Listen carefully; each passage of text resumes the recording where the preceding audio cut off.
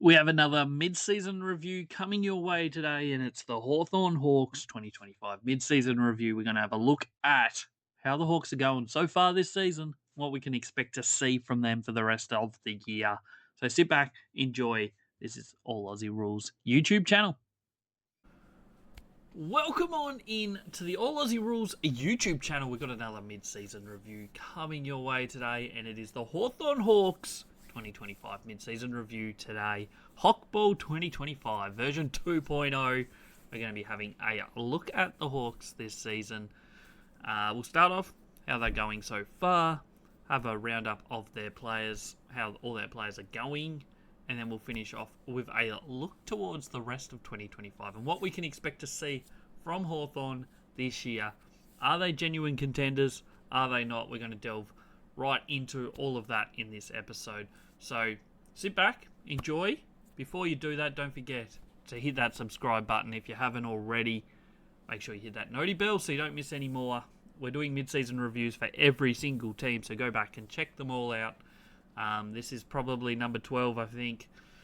As each team gets to the bye, we're doing it that team. So there's a couple more this week, and then there's 4 next week, and then we're done. So make sure you go check them all out.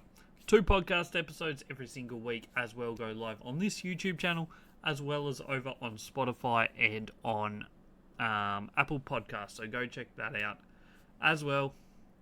And other than that, let's jump into Hawthorn's season so far, and let's get into it.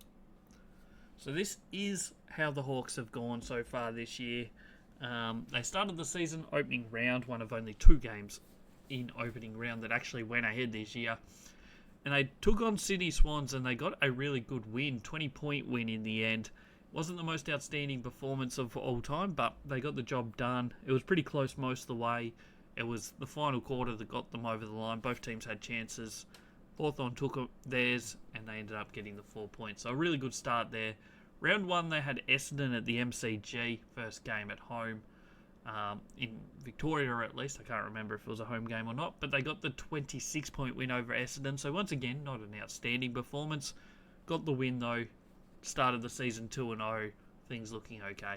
Carlton in round 3 was a little bit wet that night, and they got the 20-point win over the Blues. So they had GWS in round 3, which was down at Utah's Stadium in Launceston. It was one of the windiest, craziest weathered games you'll see. But Hawthorn, after a slow start against the wind in the first quarter, they really turned up in the second quarter and then stood strong and controlled most of the game through the second half to win by 12 points. And heading into their first bye, 4-0. No absolute smashings, biggest win of 26 points. But 4-0, things looking really good. Really happy with where they were at this point. They come out of the bye and suffered their first 2 losses in a row. They've had a funny little season, as we'll go into in a bit. But first one out of the bye was Gather Round in Adelaide against Port Adelaide. And they got absolutely pumped, certainly early. I think they were 72 points or something close to that down at one point. They did come back and end up only losing by 30. But boy, oh boy, did Port Adelaide put the hurt on them early in that game. Followed that up the next week with a really tough loss to Geelong by 7 points on Easter Monday. Really good performance, but didn't quite get over Geelong, who are one of the fancies in most people's eyes so far this season. West Coast at Marvel Stadium, they absolutely destroyed them by 50 points. Richmond at the MCG, 65-point winners for the Hawks. And then Melbourne at the MCG, 35-point winners again for the Hawks. So that little 3-week period was a really good 3-week period for them. Versing 3 teams in the bottom 5 or 6 teams on the ladder, 2 of the bottom, well, the 2 bottom teams, and then Melbourne, who have had a funny old season as well. Comfortable winners in all 3. Really good little spell there. But then the reverse happened again. They lost 3 in a row. So Gold Coast up in Darwin. They didn't lose any admirers that day. Gold Coast up in Darwin is a tough challenge for anybody, and they took it right down to the wire, only losing by 8 points in the end.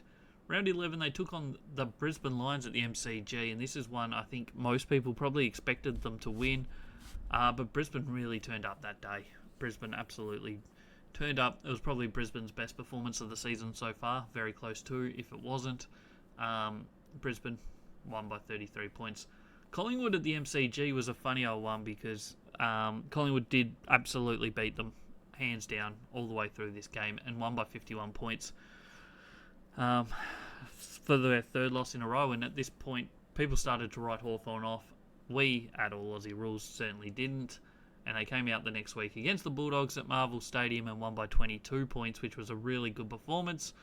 And then last weekend, down in Launceston for the second time this season, cold Friday night football against the Crows, and they won by 3 points. So as you can see, they won 4, lost 2, won 3, lost 3, won 2. So they've had a season of streaks so far. That's left them 9-5 from their 14 matches, sitting with a solid percentage without being outstanding, 111.6. Fifth on the ladder, right behind the Crows, who obviously they beat on the weekend. Record against the top 8 is the concern. They're 2-4 in their 6 matches against top 8 teams, so they have not played one top 8 team so far this year. If I was to work it out, I probably should have worked it out before I started filming, to be honest, but it's going to be GWS. No, they've played GWS, so I don't know who it is off the top of my head. Yeah, 2-4. 2 wins were Adelaide on the weekend just been, and GWS in round 3.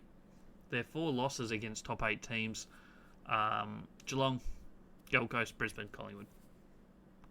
So it's not terrible, it's not fantastic, that's for sure. They certainly would have liked to have won a few more of those games against top 8 teams, but they certainly get some more opportunities to do that in the back half of the season, so we'll check them out shortly. Their record against bottom 10, overall, pretty solid, 7-1. You accept the occasional poor performance that might happen. In this case, it was Port Adelaide, who we still don't know about them, really. That's still a team that could potentially play finals this year. Though it certainly was the best Port Adelaide have played all season that day, so maybe they just drew the short straw of getting Port Adelaide on a bad day. It happens. You can't control how the other team plays. And that sort of stuff happens sometimes, so it's not the end of the world, that's for certain. Funnily enough, I've worked out who they haven't played, and it's Fremantle is the one top 8 team that haven't played, so funnily enough, they're sitting 8th on the ladder. That's where they're at so far for Hawthorn. We'll run through a few little stats, nothing too important here. Well, nothing too in-depth, sorry. All stats can be important. Offensively, scoring-wise, 7th in the competition are the Hawks, and defensively, 6th. So pretty good numbers, both sides, without being outstanding. Certainly middle table, according to them, which probably suggests is the reason why they're sitting 5th on the ladder and not sitting top 4 currently. After this week, will they drop? Maybe. Gold Coast win this week. Well, actually, the winner of Gold Coast, GWS, may well jump up ahead of Hawthorn. Fremantle would need to win by quite a bit over Essendon to jump them. So potentially could drop a couple spots, but I'm not too concerned with that at the moment. Ladder position in round 13 or round 15, as it is not that important when it comes to ladder position at the end of the year. Look at last year. Hawthorn came from way down towards the bottom, and on the other side of the fence, at about this time last year, Collingwood, Carlton and Essendon were all in the top 4 or 5 teams on the ladder. Only one of them went on to play finals, and that was Carlton, who snuck in 8th spot. So a lot of things can change between now and the end of the year. We spent most of the year thinking that maybe there's only 9 teams in contention. Right now it's probably 11, with Carlton and Port Adelaide coming back into the conversation. So you do need to keep winning games, is basically the long and the short of it. Hawthorn's centre bounce work and scoring from centre bounce is their best asset so far this year, I think. Second in the competition in points for, and they're about fourth in points against. So they have a really good discrepancy there, offensively to defensively. That's probably their best scoring in relative terms to the opposition. Defensively, they also don't concede too much from turnover in terms of scoring. So that's also another good thing that they have going for them so far this year. We're going to jump into our player analysis. We'll start in the back line with defenders. Little explanation if you're new here in terms of what the numbers and the rating system is. This is our all Aussie rules rating system. We rate every player in every position for every single game. Basically gives us an average of their rating. If they play less than 50% game time in a match, that game or that rating for that game is not counted towards their overall rating. So then we can rank them in position, but once we've done that, that can give us our class rating. Top 10% of each position is elite, 10 to 25 is top class, 25 to 40 is above average, 40 to 60% is below average. I've done that wrong. Average. 40 to 60 is average, and then anything below 60% is below average. Anyone that's played less than 5 games is unranked. So you need to have played 5 games at this point of the season to have a ranking. That's pretty much the long and the short of it. Key defenders for Hawthorn. We all know that they have plenty. Other players have kind of moved in and out of key defensive roles. Weddle and Sicily kind of are hybrids in those two roles. Sicily plays a lot of different positions. Actually, Weddle does a bit too. Jack Scrimshaw's their highest rated though. From his 7 games, he rated top class, 13th best key defender in the competition. I was fully on Jack Scrimshaw early last year, and I have no reason to believe that he won't be their best key defender over the next 5 years. I know they bought in Battle and Barras, their second and third best key defenders so far this year, but I have really high hopes that Jack Scrimshaw could be a really good key defender in the future. Josh Battles had a good season. He's rated above average, not that far behind Jack Scrimshaw. I think for Hawthorn's chances, if he can get it slightly up on that, I think that would be huge in their season. Tom Barras, he's played 13 games, rates below average, probably the more lockdown of those 3. He's had a good first season at Hawthorn. He hasn't been outstanding, but he's been very solid. And having those 3 all in the team when they are all playing certainly allows Josh Weddle to be more flexible in either us playing against a smaller opposition player or even moving up the ground, playing forward of the ball, sometimes on the wing. So that has certainly been a good asset for them. Sam Frost has only played the 2 games, has not even played more than 50% game time in either of those games. So he's well and truly unranked so far. General defenders, Carl Lamont, he's probably their best so far this year in terms of general defenders, rating-wise, and just by watching the games, I guess. He's been really good. 11th best in the competition, top class. Josh Weddle's also in that top class. As I said, he does play key defender. He does play forward sometimes. Does play a variety of roles. But he's been really good this year as well. James Sicily, same story as Weddle in terms of playing all over the ground. They swing him forward when they need goals. He's obviously out at the moment, injured or whatever he is. But we'll see him back after the bye at some point. And hopefully for Hawthorn's sake, he can find some form. He still rates okay there, but I don't think he's playing the best football of his career at the moment. CJ, he's been pretty solid. He's had some really good games. He's had some really bad games, which has him rated in that below average category at the moment. His best is certainly good enough to be in at least the above average category. He's just had too many down games, I guess. He has been starting to be the sub as well over recent weeks. Jarman Impey has had some similar sort of story, I guess. Good games like he had on the weekend against Adelaide, really good. but overall hasn't been a huge source of offense for them out of that back line. Seamus Mitchell's only played the 2 games, low rating, and Bailey McDonald's played 4 games, but has not played more than 50% in any of those 4 as of yet. Moving into the forward line, key forwards for the Hawks, they have 2 main ones. Jack Gunston, who's almost in career best form, maybe not quite career best form, but certainly a resurgence of form, has been outstanding this year. 11 games, top class, number 7th best key forward in the game, kicking goals, very important for this Hawthorn forward line. Gives them a target, runs the ground really well, gets up and down very well, so he's very important for them. Maba Chol, what can we say about him? Didn't have high hopes for him early on the season. He didn't look that great, but I think he's really come into it. His rating has him as the 13th best key forward.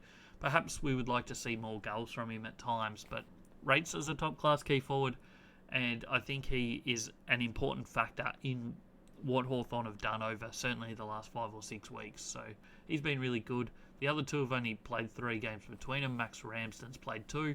Solid in those 2 without being anything special. And Cal Shadir has played just the 1 game. Very low ranking, but he's someone for the future. Obviously, he had a very good second half to the season last year. General forwards, this is another area where they have plenty of talent. Dylan Moore obviously has played every game, is rated top class. He was elite last year, so he's a little bit below where he was last year. Still playing really good football. Probably is less important than he was in the first half of last year, especially when the fate of, I guess, Hawthorn in general came down a lot to how he was playing. Whereas this year, they have a lot of other options all over the ground. He doesn't have to pinch hit in the middle quite as much. And going forward, they have a lot more options as well. So less reliance on him has probably lowered his stocks a little bit, but he's still their number 1 general forward. Blake Hardwick, he plays general defender, he plays general forward. He rotates between the 2, basically opposite of whatever James Sicily's doing when he's on the park. Has played a little bit more forward than back this season so far. Rates top class. His numbers are pretty solid. He's a pretty good player. He's important to them wherever he is playing. And when they need someone up forward to be a target as a smaller player, he certainly can do that. He can bang and crash down back as well. So he's been good this season. Jack Ginnivan started slow, got dropped at one point for 1 week down to the VFL, came back and has been really good since. 24th best. I think we'll continue to see that go up and up as the second half of the year continues. He's certainly played some good football over the last month to 6 weeks. Connor McDonald, 12 games. He's also in the above average category. 28th best general forward. Been pretty solid, above average, as I said. Pretty good numbers from him. Nick Watson has had some good games, some really good games. Has also had some very quiet games, and that really has affected his rating. He's had at least 2 games that are like really, really quiet, maybe 3. And that's just really ruined his numbers across the board. But still 51st best. He's certainly capable of increasing that into the above average category, at least in the second half of the season. Finn McGuinness, 11 games below average, but I mean, there's so many other players in those sort of positions at the moment that it's hard to find a spot for him. Luke Brewster's played 5 games, more of a sub, hasn't had a huge amount of game time, more of a role player last year, and that's pretty much what he is this year. One of those players that certainly can come on late in games when starting as the sub and have a positive influence on the match. Moving into the midfield, I was about to say the forward line. We've already done the forward line. The midfield, and this is how it is. At the moment, Will Day is their highest rated midfielder. 4 matches, been outstanding. However, he is unranked. As I said, anyone that's played less than 5 games is currently unranked. His season has been good, when he played. 4 matches, obviously, really good rating there. Probably a massive factor on why this Hawthorn team maybe slightly underperformed so far this year. When I say underperformed, they're still 9-5, so they're in a good spot. But having him on the park would certainly be beneficial. You look at what he's done over the last couple of years, and he's certainly a very important factor in this midfield group. Joe Newcomb, who probably last season was their number 1 inside mid, is currently second going by in total rating, but still above average, 28th best inside mid in the competition. He has the ability to take over games, maybe needs to do that a little bit more often, I'm not sure, but I've always really enjoyed the way he goes about his football. Above average is nothing to be sneezed at. Like, that's still pretty solid. Like, you look at it, there's 18 teams, so he'd be the second best midfielder at most teams, pretty much. Josh Ward, average. Look, they drop off after those top 2 midfielders in terms of rating numbers. He's played plenty of games. He's solid. Been important, probably more important than what we had him looking like at the start of the season. James Warple, his numbers slightly down on last year, rated below average at the moment, 62nd best inside mid. Cam McKenzie, a role player sort of player, below average at the moment, probably whereabouts he should be. Connor Nash is a bit underperforming, I think. I think we expected a little bit more from him this season. He's below average, currently 69th best inside mid, so hopefully for Hawthorn's sake he can improve in the second half of the year. Henry Huswaite, 4 matches, solid without being anything too special, and Sam Butler just the 2 games, nothing majorly great in his numbers from those 2. Outside mids, interesting here, Harry Morrison has been their best outside mid so far this year, 13th best in the competition. Massimo D'Ambrosio, who joined Hawthorn last year and was their number 1 outside midfielder and certainly top 3 wingman in the competition probably last season. Not that this year. He certainly dropped off a little bit so far, so he'll be looking to try and recapture some of that form from last year. Interestingly enough, another wingman that was really good last year in Blake Acres has also dropped off quite a bit. So it's an interesting thing, but Harry Morrison I think's really improved quite well. He's in that above average category and looking pretty good. And then in terms of ruckman, they have obviously played 2 ruckman. Lloyd Meeks played all but 1 game, above average category, 10th best ruckman in the competition. Been solid. Hasn't taken quite that next step just yet, but I'm not writing that off. Over the next 18 months, I think he could be pushing towards that top 5 ruckman in the competition. Ned Reeves has played just the 1 game as cover for Lloyd Meek and was acceptable. It's nothing outstanding, but as a backup ruckman, the numbers are okay there. Quick look at the spread of positions. Interestingly enough, so far this season, Hawthorn do not currently have anybody sitting in that elite category, so top 10% of any position. I don't think that's the end of the world. They certainly have players capable of moving into that category, but that's currently how it is. Most teams, well, the average for a team would be 2.5 if you work out how many elite players there are and how many teams. So they are below that, but they certainly make up for that across the next 2 classes, categories. Top class, they have 7 players with a good spread across their back line and forward line. Above average, they have another 7, which is pretty well spread across the field as well. Just 7 in the below average category, and currently 11 in that unranked category. So there's quite a few in that unranked category that could move into the rankings, mainly Will Day. You'd imagine at some point he's going to go, like if he was to play more than 5 games right now, he would have probably been at least top class as an inside midfielder. And that just helps them boost up their numbers there.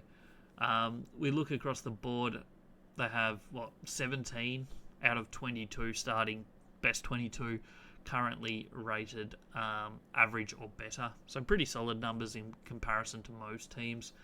you look at where they struggle. There's probably the midfield at the moment is their biggest issue, I think. Key defence, general defence, really solid. Key forwards, general forwards, putting up some really good numbers. So it's really just that inside mids is probably the biggest thing. Above average, their best two. Obviously, Will Day could potentially go in as the third one above in that average or above category, but that's probably the biggest point that at the moment so far Hawthorn have fallen behind the rest of the competition in terms of position spread. Moving to what they still have to come in season 2025, little explanation here.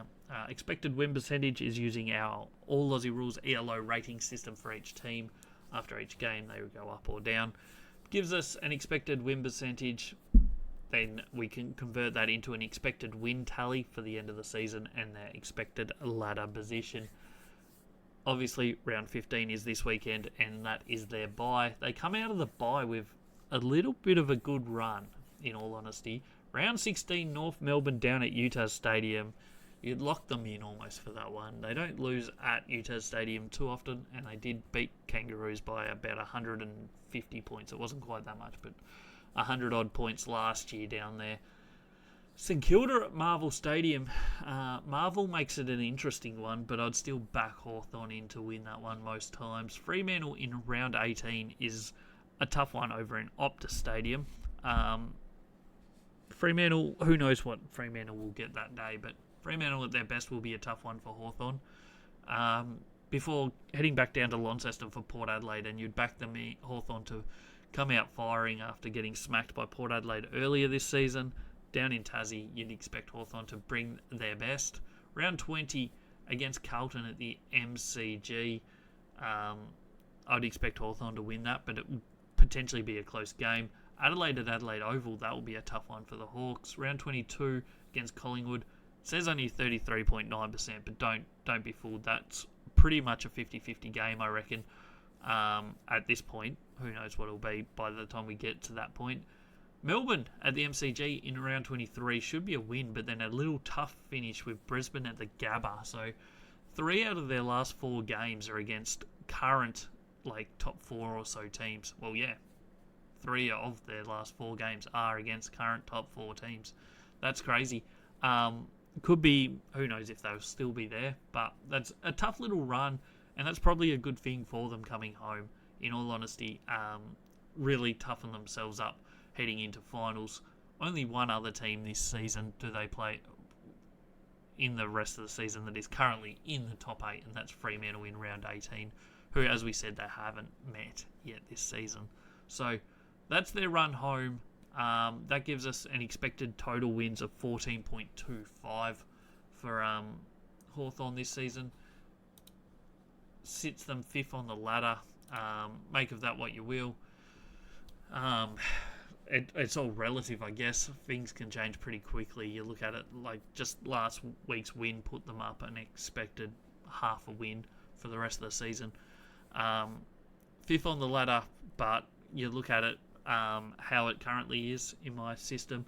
There's 4 teams that are between 14 and 14.6 wins. 3rd, 4th, 5th, and 6th on the ladder are all there. And then the next 3 are all 13.5 wins or above. So there's 9 teams currently projected to be somewhere around 13 plus wins, probably almost 14 plus wins, the way the schedule comes home. So every win is very important, and there may well be only 1, maybe 2 wins between 3rd and 8th or 9th on the ladder. So it's very, very important to not throw games away in this second half of the season, and Hawthorn certainly have plenty of opportunities to get wins in the remainder of the season. They've already got 9 wins. You'd think, looking at that they have another 5 in them. North Melbourne, St Kilda, Port Adelaide, Carlton, and Melbourne should all be wins, you'd think, looking at it on paper. So they have a very good chance to make a good run, and all they need is maybe 1 or 2 of those other games to go their way, and they can well and truly finish top 4. I would not be surprised to see them up in the top 4 at the end of the season. Yeah, that's Hawthorn. That's their mid-season review. Jump down in the comments below and let me know what you think about Hawthorn's run home. Will they finish top 4? They'll surely finish top 8. But will they finish top 4? Let me know.